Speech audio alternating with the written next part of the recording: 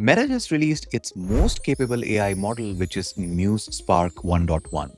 And according to Zuck, this is a model that can act, it can watch a video, use tools, and get a task done for you, not just answer questions.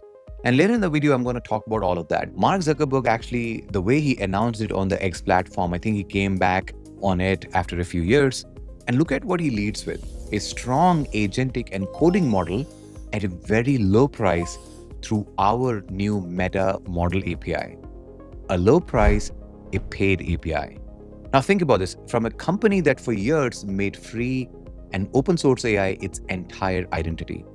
So before I get into what Spark can actually do, I think it'll be interesting to understand what pushed Meta to change the strategy like this. So let's go back to history and rewind, right? Because the backstory explains everything. For years, Meta was the champion of open source AI. Back in July 2024, Zuck published an essay titled, literally, Open Source AI is the Path Forward. Free downloadable models were Meta's whole identity, and he positioned the company as the open alternative to closed labs like OpenAI. Then it changed fast. Meta brought in Scale AI's Alexander Wang as their chief AI officer, a $14 billion deal. They stood up a brand new superintelligence lab and back in April shipped the first Muse Spark model, which was closed, no waits, no download available. That was a real break from open source for the first time, right? And Meta's frontier model were locked behind its own doors, running inside its apps instead of out in the open. And this week, Meta took the next step, a big upgrade, Muse Spark 1.1. And for the first time ever, a public paid API with pricing Zuckerberg called very aggressive. So Meta didn't just close its best model, it put a price tag on it and opened it up for anyone to build it. Meta didn't just undercut everyone on price, it's about a quarter of what GPT and Claude cost. They also made Muse Spark drop straight into the tools developers already use. OpenAI setup, sure, but also Claude Code, Anthropic's own coding tool. You pointed at Meta's model, change basically one line, and now you're suddenly running on Muse Spark at a quarter of the price. Meta built a side door out of OpenAI and Anthropic and hung a discount sign on it. This isn't just a new model, it's a direct play for their rivals' customers. Now, two things to keep honest. One, Llama isn't dead, it's still open, still downloadable. What changed is Meta's best models are closed now. And two, as wild as the flip feels, it makes sense, right? Meta's spending north of $100 billion a year on AI. You don't spend that and give your best model away. And if you want a personal agent in the hands of 3 billion people, you want to own the model doing the work. So what did they actually build, and is it worth your time? I started using it for the last couple of days, and I also built a little app on Meta's model. I handed it a video of anything that you probably want to sell and asked it to give me a full price ready to post listing on Facebook's marketplace. So that's one demo that we will see. Second, I also ran it on Claude Code's Anthropic. So that will be an interesting one. And third, I wanted to test the real multimodality. So I gave it a picture of the ingredients in the fridge and it was able to pinpoint the price tag on it, right? So I'll show you all of the fun parts as we go through, but then interesting part, as I mentioned earlier, is Meta's shift to the paid strategy versus just keeping it open source. All right. Before we dive deep into it, a quick disclaimer, all opinions are my own and do not belong to my employer. All right. With that, let's get into it.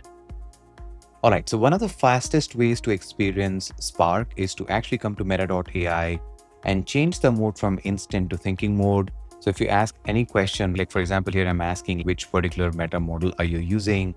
You would see that it is going to confirm that it is using Spark 1.1. So you just need to change the mode to thinking and you will get to leverage the Spark 1.1 model, right? So it was launched literally a couple of days back, okay? But then from a developer perspective, if you want to use it, you need to go into dev.meta.ai. So here I am in dev.meta.ai and I was able to create an API key and you can already see detailed docs and how you're able to use this in Claude Code. And these are all the details that they have provided, codecs. Then if you want to just call it via Python as well as curl, right? These are some of the details that have been given. So what you could do is you can create an API key. So what I did was, as I mentioned earlier, I'm going to be doing 3 different demos. So the first demo here is, think of it like a Facebook marketplace listing generator. So here I would be using Muse Spark. So what I'm going to do here is upload a video here. So you can see the video very clearly. This is a video of a bike of a kid where I've just taken like a very short 9 seconds. I just wanted to make it a little bit tough.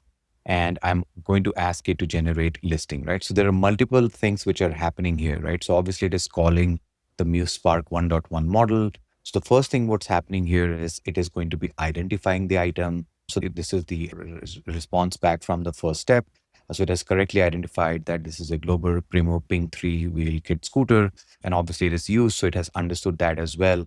So very good job done. Very quickly, you can see the amount of time it took was very short.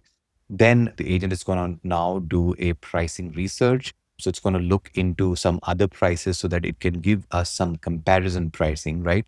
Once you have that idea of the comparison pricing, then it will consolidate all of that and create the listing. So you can see that I'll search current resale listing for your Global this in the US market. It is around this, and you can see all the pricing over here. In UK, it is something of this sort, right? In Canada, it is this, right? And because this is coming from Meta and Facebook, so and this is marketplace API, so you will be able to actually get the right because they already have the data. So now it has already created the listing, so you can clearly see that Global Primo Ping 3-wheel kid scooter, hot pink and black. It also identified this, the best first scooter for toddlers and kids. This is condition is very good. Retails for this, but then here we are charging it at this particular price, right? So that's what it was able to do. And you can see that it did a pretty good job, and you were able to then copy this and just take it and paste it in Marketplace, right? So the reason I wanted to do this was to show you how you're able to create something like this very quickly using Muse Spark. And it really demonstrates an agentic behavior understanding of a multimodal input, in this case video, and also doing a quick search. And then not only just limited to the US, but also search across the board, and then providing you like a competitive pricing, right? So I was very impressed with what I saw. Okay. So that's the first demo. I hope you enjoyed it. Now, what I want to do here is I actually want to show you how you are also able to use it directly in Claude Code. So for that, let's just open Claude, right? So in this case, I've already configured Claude's connector. So if I show you this, you can see that here I've got the Muse Spark 1.1 agent here, right? So the way I was able to do this was I basically followed this specific instruction. Here I provided the API key, which I already showed you, and I ran this in PowerShell first, right? So before actually running Claude, I basically ran this, right? So once I have this, now Claude is being forced to use this particular model, which is Muse Spark 1.1, right? So you are welcome to try this and see what kind of results you're getting. All right, so for the third demo, I decided to actually use one of Meta's cookbooks, which they have given, and they have really done a great job and provided 10, actually 13 different use cases.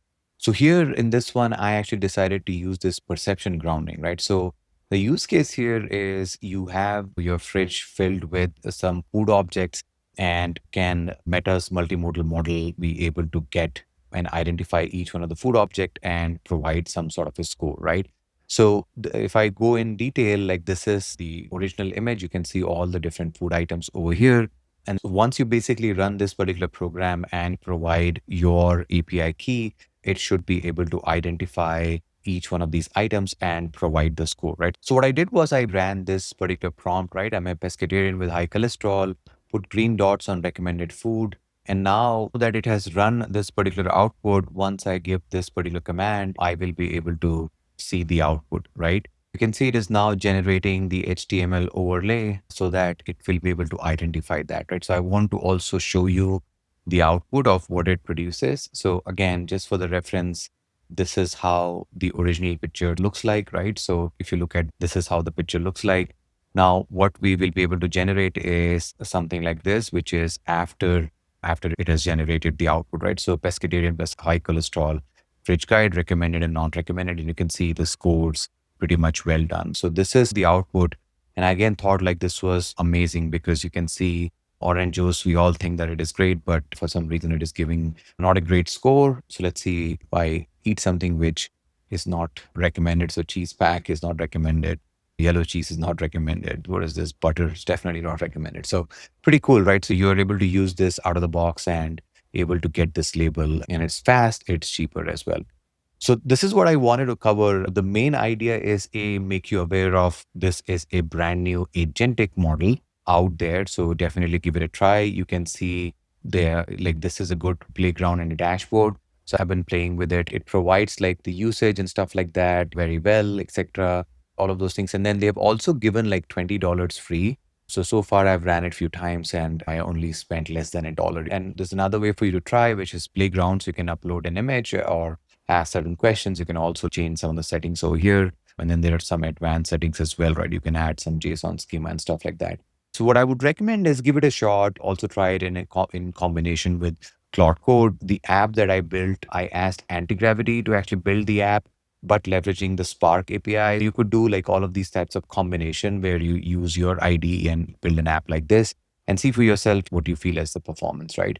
And obviously on the benchmarks, they have talked about the benchmarks over here. They've compared themselves against Gemini 3.1, 4.8. These are here for your reading, and I will share this as well.